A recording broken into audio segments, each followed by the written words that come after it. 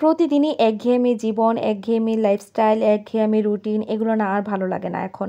এখন মনে হয় কি জানেন যে সংসার জীবন বাদ দিয়ে পড়াশোনার জীবনে চলে যাওয়াই বেটার। আসসালামু আলাইকুম। ওয়েলকাম করছি আরও একটি ব্লগ ভিডিওতে। কেমন আছেন সবাই? আশা করি সকলেই ভালো আছেন। আলহামদুলিল্লাহ আমিও ভালো আছি। প্রতিদিনের মতো আজকেও একটি ব্লগ শুরু করে দিলাম সকাল থেকে। সকালবেলা একটু নুডলস করেছিলাম।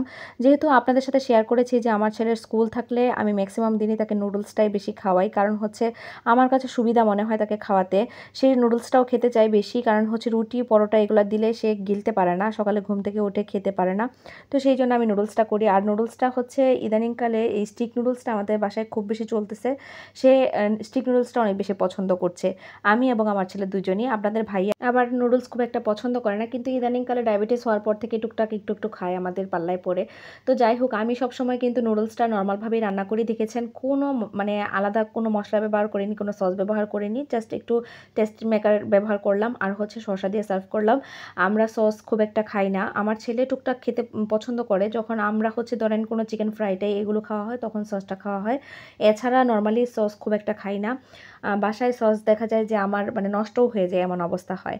তো যাই হোক, সেই জন্য কিন্তু আমি মানে শসা দিয়ে সার্ভ করি। শসা দিয়ে সার্ভ করলে খেতে ভালো লাগে নুডলসটার সাথে। আর সকালবেলা খুব হালকা পাতলা নাস্তা করাই ভালো, রুটি পরোটা এগুলো দিয়ে নাস্তা করা হয় বেশিরভাগ সময়। কিন্তু ছেলের পালায় পরে আমি নুডলস বেশি খাই। আর এদিকে একটু টুকটাক হচ্ছে সবজি কেটে নিচ্ছি, কারণ আমরা হচ্ছি সাংসারিক মানুষ, আমাদের যেহেতু হেল্পিং হ্যান্ড নাই, নিজেদের কাজকর্ম নিজেরই করতে হয়।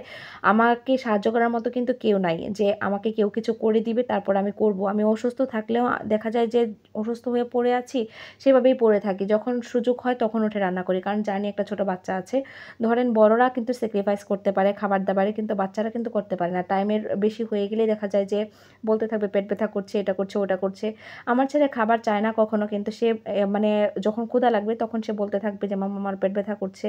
মানে আবার খাবার সাধলে বলবে কি খাবো না। যাই হোক, যেহেতু ছোট বাচ্চা আছে সেই জন্য কিন্তু আমার বাসায় আমি পাঙ্গাস মাছটা রাখি খুব বেশি, কারণ সে ইদানিংকালে তাকে আমি নিজের হাত দিয়ে খাওয়া শেখানোর চেষ্টা করছি। যদি অন্য বড় মাছ দেওয়া হয় তাহলে কাঁটা ফুটে যাওয়ার সম্ভাবনা বেশি থাকে, সেই জন্য আমি পাঙ্গাস মাছটা অ্যাভেলেবল পাওয়া যায় বলে, আর এটা রিজনেবল প্রাইসেরও, সেই জন্য কিন্তু আমি পাঙ্গাস মাছটা ব্যবহার করি। মানে রান্নার ক্ষেত্রে ভাজি বলেন, তরকারির ক্ষেত্রেও। এখানে আপনাদের ভাইয়ার জন্য 2টা মাছ আমি হচ্ছে রুই মাছ ভাজি ব্যবহার করব। মাছ ভাজি করেছিলাম সেটাই তুলে রেখেছি ওর জন্য, যে এই ঝোলের মধ্যে দিয়ে দিব, কারণ যেহেতু মাছটা ভেজেই রান্না করতে হয় তারটা, সেই জন্য। একটু কড়া ভাজি করেছি, তো একটু পোড়া পোড়া টাইপের কড়া ভাজি করা হয় আমাদের বাসায় সবসময়। মাছ ভাজিটা একটু মুচমুচে টাইপ করা হয়ে থাকে। আর এটা গতকালকে রাতে মাছটা ভাজি করেছিলাম, তারপর আমি ফ্রিজে রেখে দিয়েছিলাম। তো এই তো তরকারি হয়ে গিয়েছে। তরকারিটা এখন দেখে মনে হচ্ছে যে এতটা খুব একটা ভালো হয়নি, কিন্তু দেখেন এই যে খাওয়ার সময় কিন্তু এত মজা হয়েছিল। পাঙ্গাস মাছের তরকারি সত্যিই অনেক মজা লাগে। যারা আসলে পাঙ্গাস মাছটা প্রপারলি রান্না করতে পারেন না, ক্লিন করতে পারেন না, তাদের জন্য একটু গন্ধ লাগতে পারে বা গন্ধ মনে হতে পারে। আপনারা একটু লেবুর রস দিয়ে ধুয়ে নেবেন বা চুন দিয়ে পরিষ্কার করে নেবেন, তাহলে দেখবেন এই ফ্লেভারগুলো থাকবে না, তাহলে পাঙ্গাস মাছটা খেতে ভালো লাগবে। আর এদিকে একটু করলা ভাজি করে নিচ্ছি। করলা ভাজিটা অনেক বেশি মজা লাগে আমার কাছে, ইভেন আপনাদের ভাইয়ার কাছেও। তো করলা ভাজিটার মধ্যে শুধুমাত্র লবণ, পেঁয়াজ, কাঁচামরিচ এগুলোই দিয়েছি। তো আজকের মতো এই পর্যন্তই। ভালো থাকবেন। আল্লাহ হাফেজ।